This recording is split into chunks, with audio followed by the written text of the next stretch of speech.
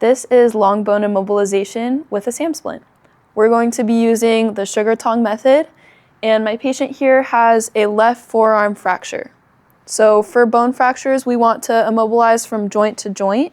So for the forearm fracture, we want to immobilize from her wrist all the way to her elbow. And before I apply the splint, I want to assess pulse, motor, and sensation, as we normally do. So check that PMS is intact. It is. And I'm going to ask my patient to continue holding her arm in a position of comfort as I'm working on the splint. So now I have my SAM splint right here.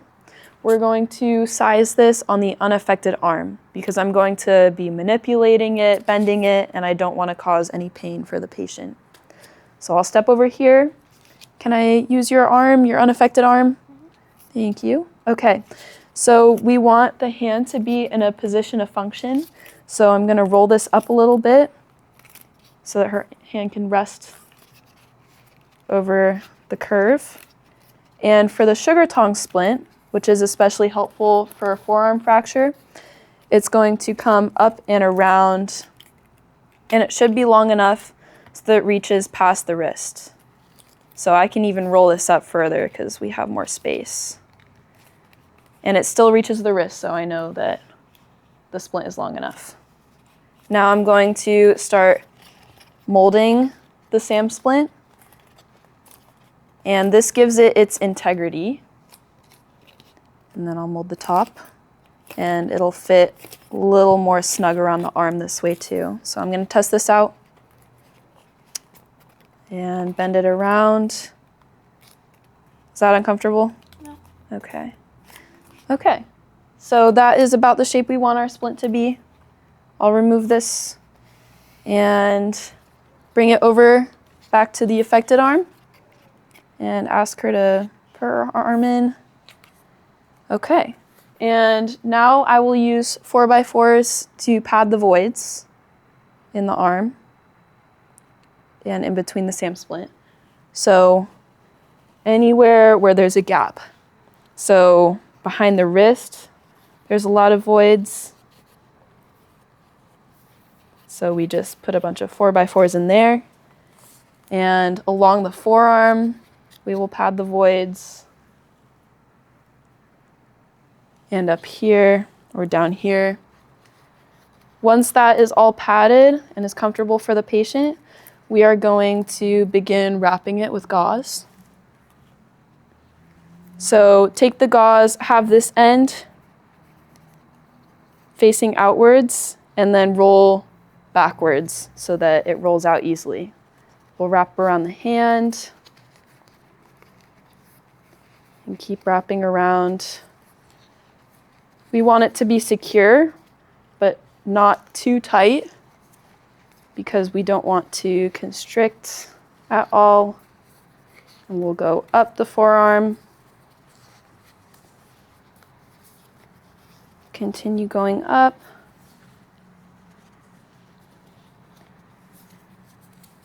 And if you run out of gauze at all, you can grab another roll of gauze.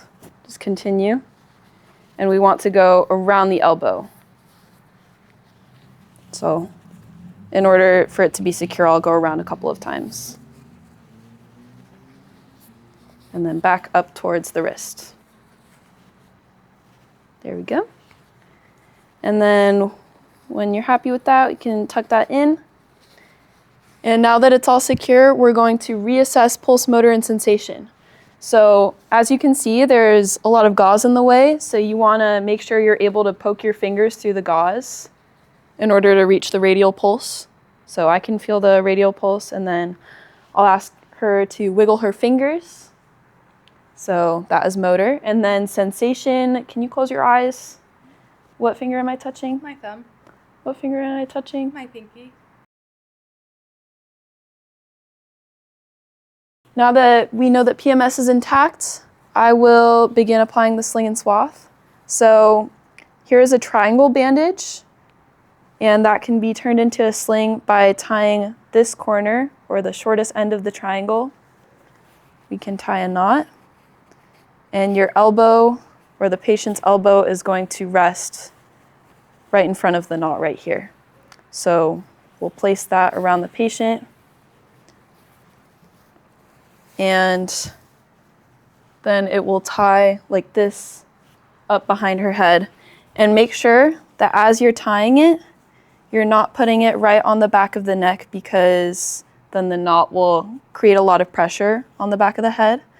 So I'll put it off to the side, and if it's uncomfortable, I can pat it with a roll of gauze. And then we'll create a swath in order to secure it down, or secure the splint and sling down, so that as the patient moves around, we're not manipulating the arm too much. So I'm going to go up and around the splint and under the unaffected arm. So I will come around here. Here we go. And again, have this as close to the splint as possible before you tie it down. You can tie it in a knot off to the side. Again, not right along the spine in order to not make pressure. If it hurts, you can put another roll of gauze here. But now I will reassess PMS, because we did reapply, or we did manipulate the arm a bit. So again, reach through the gauze. We can feel the pulse.